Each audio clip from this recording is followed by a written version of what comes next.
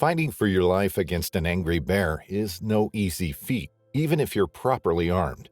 When Lee Francis was attacked by an enormous grizzly, he quickly whipped out his pistol, thinking the gun might help, and it did, only not in the way Francis expected it to.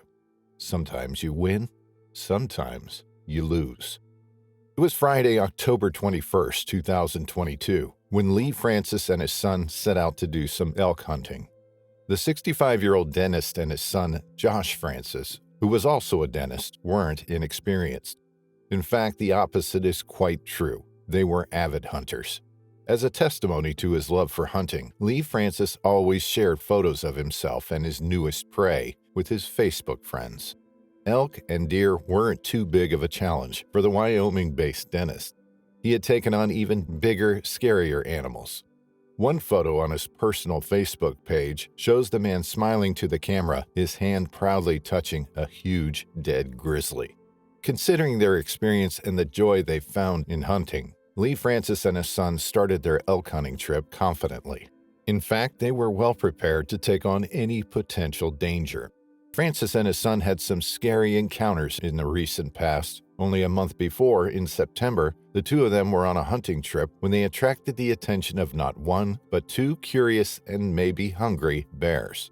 While the 65-year-old and his son were on the bow hunting trip, they stumbled upon a bear. They managed to scare the animal by hitting sticks together. The noise was enough to make the bear leave. But it wasn't the end of their adventure that September. Soon enough, Lee Francis and his son were stunned to see another bear taking an interest in them. This time, the animal came into their camp and scared the men's horses.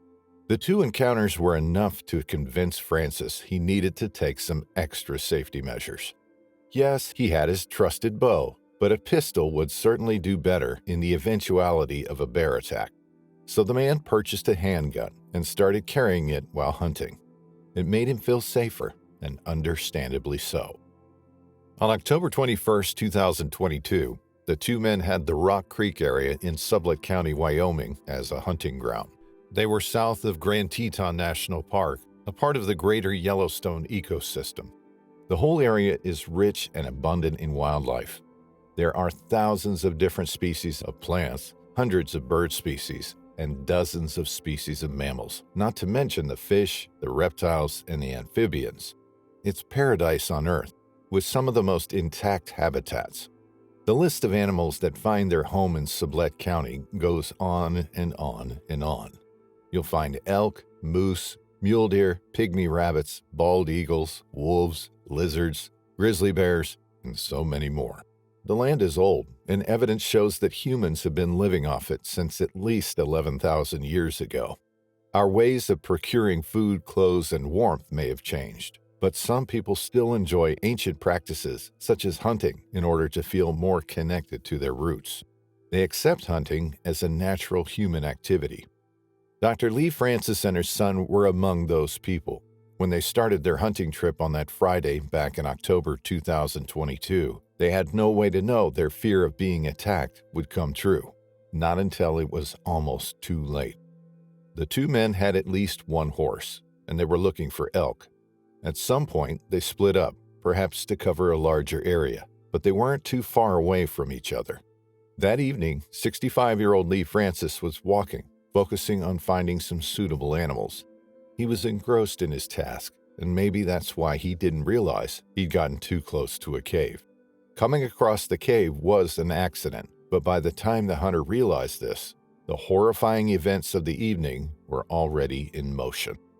Lee Francis looked around, weary of being so close to the cave. Caves are a fan favorite among bears. They provide a safe space, a suitable den for hibernating and for having their cubs. When the man looked around him, he saw a massive grizzly. Time stopped for a few moments. The animal was huge, a beast of old. It looked like it weighed around 700 pounds, and it stood 8 feet tall. It was an awe-inspiring, frightening sight. And to Francis's despair, the animal was standing merely 10 feet away. The man instantly knew that whatever time he had to defend himself, it was short, maybe too short to really make a difference. But the Angry Grizzly didn't leave Francis too much time to contemplate his potential actions. It was now or never. It was do or die. The giant beast charged toward the man, its beady eyes full of rage. 65-year-old Francis had no choice but to defend himself by fighting back. He whipped out his pistol, the one he had gotten to protect himself from awful encounters, just like this one. And he fired, but it didn't deter the animal. Instead, the grizzly approached furiously, its pace quick. Its steps made the very earth tremble. The bear came flying at the man, and Francis was now prey. He made the mistake of taking the animal by surprise, and bears are notorious for turning murderous when startled. Francis fell on his back. His position was a dangerous one. It exposed all the soft, important bits of the body to the grizzly. The animal was only inches away from tearing the man apart with its powerful jaws and sharp claws. But the man fought for his life. When the bear's giant head came close to the man, Francis's natural reaction was to kick it away from him, and that's exactly when the man's pistol made a difference, albeit not in the manner Francis might have been expecting when he first purchased the handgun. At the exact same moment the man's foot connected with the bear's skull, Francis shot his pistol, but the situation was chaotic, the movements too erratic, and the man's aim proved to be a little off. Instead of shooting the grizzly, the man shot himself in the lower leg. It hurt, but when Francis saw the outcome, he was probably willing to accept the pain. The giant 700-pound grizzly was frightened by the sound, and some of the rounds did hit it, scaring it off. The massive animal ran away, leaving a wounded Francis in need of medical assistance. Josh Francis rushed to help his father, who was hurt and still in shock, bleeding on the ground. The younger man was able to provide some first aid to his father. Francis's son used sticks and a belt to help stop the bleeding. Then he helped Lee Francis onto a horse. Josh then used a satellite phone to call for help. It was just before 6 p.m. The two men headed toward a nearby lake called Water Dog Lake, where rescue crews were waiting to pick them up. After they got there and met the rescue crews, they traveled another 6 miles by a utility terrain vehicle. Finally, they got to the air ambulance that was waiting to fly Lee Francis to the University of Utah Hospital in Salt Lake City. Lee Francis had to get 2 surgeries on his lower leg. Wildlife officials weren't able to locate the bear because it was snowing, but they planned to resume the search the following Monday. When asked about his scary encounter with the giant of a beast, Lee Francis said he'd been around big bears before, but having one of them charging you is a whole different deal.